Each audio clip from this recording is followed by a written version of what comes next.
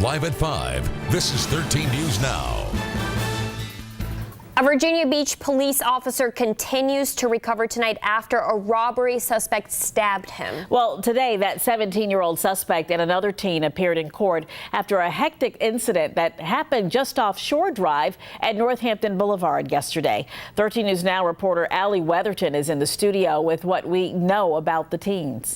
Janet, the two teens made their first court appearances this morning. Because of the severity of the charges, we're releasing the name of the 17-year-old suspect, Riley Miller. We're not giving the name of the second suspect because of his age.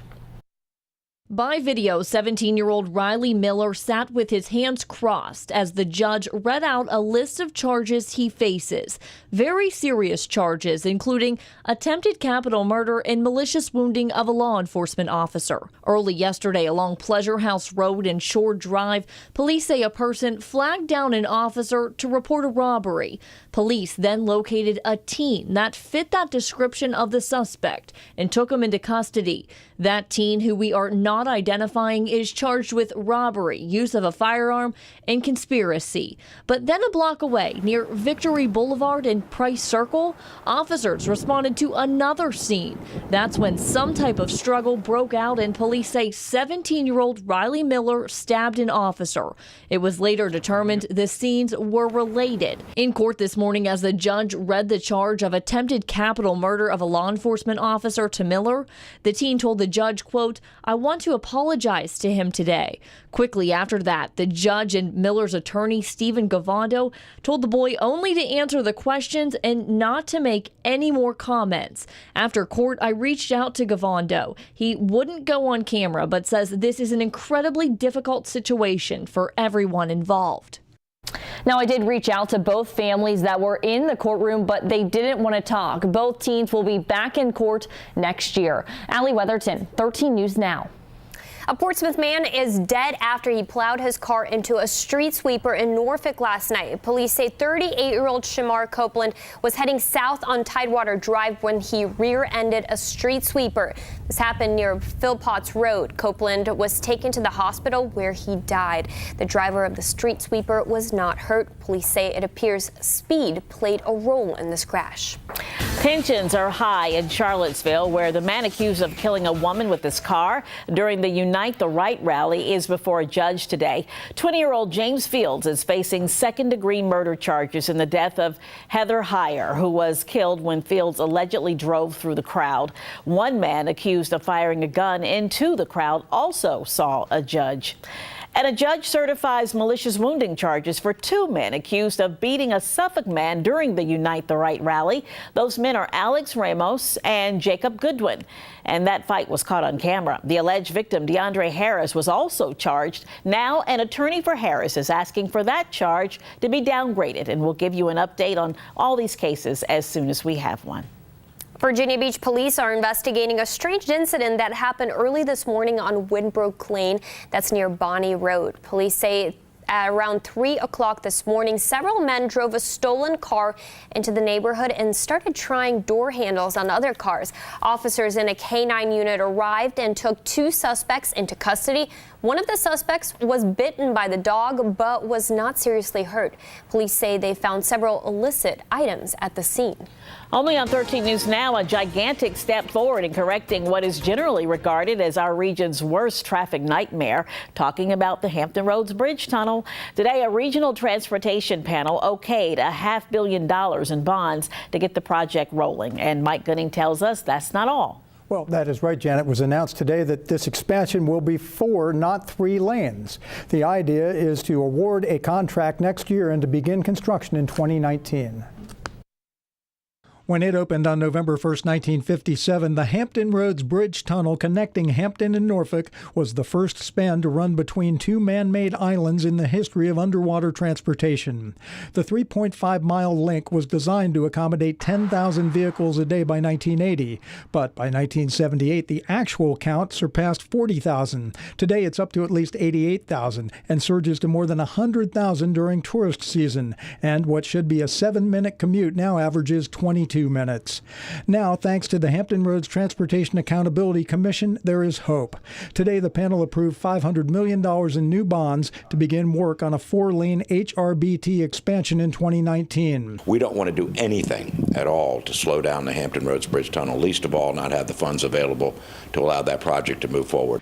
The Virginia Department of Transportation says the plan is to build a new 4-lane tube, 2 free lanes for general purpose, 1 lane a full-time express lane, and 1 a shoulder lane that can be converted into an express lane during peak hours. The number one issue always comes up, the Hampton Roads Bridge Tunnel. It's the number one choke point. So from just a perspective of the public, getting additional capacity there is very meaningful. Portsmouth Mayor John Rowe, for one, can't wait. And it'll make the region more competitive, too. Many people think that we're not competitive with other regions in the state, primarily because of traffic congestion. This is a great day for the region. When all is said and done, the bridge tunnel expansion will cost between $3.3 and $3.7 billion to build. It'll be VDOT's largest construction project ever. The hope is to be finished and have traffic flowing in 2024 or 2025. Reporting live, Mike Gooding, 13 News Now. A scary morning for students and faculty at Deep Creek High School in Chesapeake. Fire officials say there was a natural gas leak that began at the school. Crews were called out after someone smelled the gas in a hallway around 7:30. Students sheltered in place in areas that were found to be gas-free. Crews say they fixed 2 leaks on a roof on top of the HVAC unit. Things got back to normal just before 10 o'clock, and no one was hurt. 3 students at Maury High School in Norfolk have a lot to celebrate tonight. Senior Isaiah Mason was awarded a $300,000 4-year Questbridge College Match Scholarship to attend Duke University. Wow. Then there's senior Owen Lindy, who received a $180,000 scholarship from the Army. He has not yet decided on a school. And finally, junior Oliver Siegfried achieved a perfect score on the ACT test. You can imagine that score is extremely rare. Right now, Virginia Beach residents are sharing their opinions about the state's plan to do away with feeder lanes along Laskin Road. VDOT announced plans to widen the roadway earlier this month. 13 News Now reporter Megan Shin is live outside First Colonial High School, where a public meeting is underway. And Megan, what new updates can we expect? Well, Janet, I got off the phone with Virginia Department of Transportation spokeswoman. She told me that for the first phase of this project, it's actually going to cost $90 million instead of $50 million. And that's a big chunk of change, as you might know. Now, of course, this meeting is just getting underway here, and we do expect a lot more updates and details on this project. Take a look at this. So tonight we are talking about this pink phase here, which is phase 1A. And the green phase, which is the bridge. Philip Poland is the City Public Works Transportation Division Manager. He says this public hearing is the last step before the project construction can start. This is a huge milestone and a huge accomplishment for us to get this close to construction. This project has taken more than 30 years to get to this point.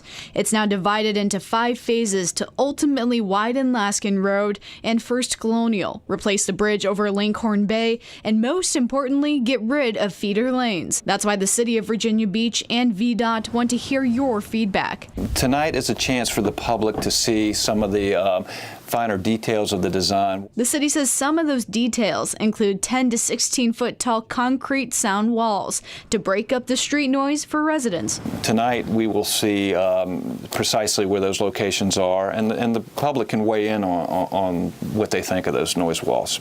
Poland says the project will take 3 years to complete. We asked the public to bear with us for 3 years while we're building this project, and in the end, when we get rid of the feeder lanes, it'll all be worth it.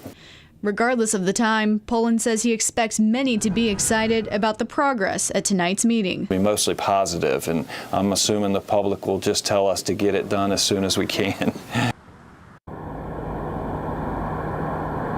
Now, this public hearing here at First Colonial High School will continue for the next couple hours. It is expected to go until 7 o'clock tonight. So you still have an opportunity to come down here and voice your opinion on this to VDOT as well as to the city. Stay with us, though, for 13 News Now at 6 o'clock. We'll have more details on what they expect to do for this renovation over near Langhorne Bridge.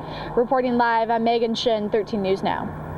More good news for the developers of the controversial proposed Atlantic Coast Pipeline. This week, the National Park Service issued construction and right-of-way permits for the Blue Ridge Parkway in Virginia and North Carolina. The pipeline will be built 800 feet below the parkway using a technique known as a horizontal directional drill. Dominion Energy says this method will ensure that pipeline construction will have no impact on public use of the park. Volunteers are coming together to restore the longleaf pine in Virginia Beach. Today they rolled up their sleeves and planted more than 150 plant seedlings and tree plugs. The trees are getting new life at Mount Trashmore Park and the Lake Lawson Lake Smith Natural Area. The Nature Conservancy says this was an effort to restore the ecosystem that used to flourish in the community, and they've called the tree the pine that built Tidewater. Well, this weekend, the Northside Civic League will break ground on the first ever food forest in Norfolk. The plan is to install fruit and nut trees at Mary Calcott Elementary School. The food forest is meant to act as a rain retention garden that will alleviate flooding. The water will get caught up in a multi-story canopy and absorbed in the bushes and trees. The hope is that food forest will absorb 1,000 gallons of water per year.